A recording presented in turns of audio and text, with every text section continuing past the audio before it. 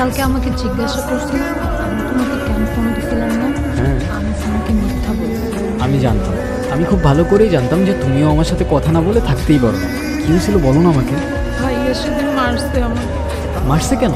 সেদিন সকালে তোমার সাথে মেসেজ করতেছিল, ভাইয়া দেখে ফেলছে। ভাইয়া আমাকে জিজ্ঞাসা করছে ছেলেটা কে। আমি বলছি আমার ফ্রেন্ড। তারপর আমার আর কোনো কথা না শুনে আমাকে অনেক মারছে, আমার ফোনটাও নিয়ে গেছে। আচ্ছা তুমি কান্না করো না, দেখো সব ঠিক হয়ে যাবে। আমার না আর এখানে একটু থাকতে ইচ্ছে করে না। কান্না করে কী হবে বলো, সব ঠিক হয়ে যাবে। কে রে তুই? নাম কি তোর? সানি। এখানে কি তোর? এখানে কি করতে আসছস? ভাই ওরা সকালে দেখে আমার সন্দেহ হয়েছে। কি রে বল, এখানে কি করতে আসছস?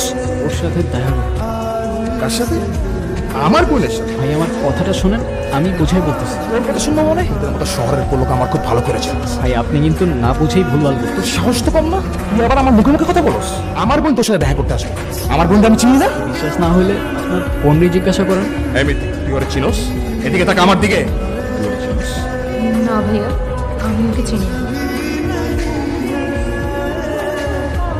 আজকের পর থেকে তোর যদি আমি হোসেন করে দেখছি, মাস্টারটা করতে রাখো।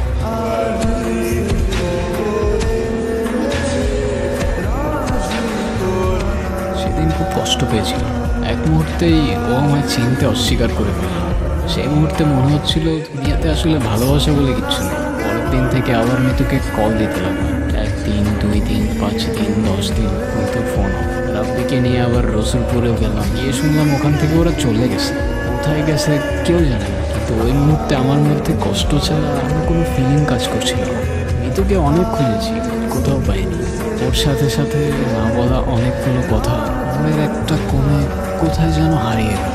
আর এভাবেই দেখতে দেখতে 4টা বছর কেটে গেল।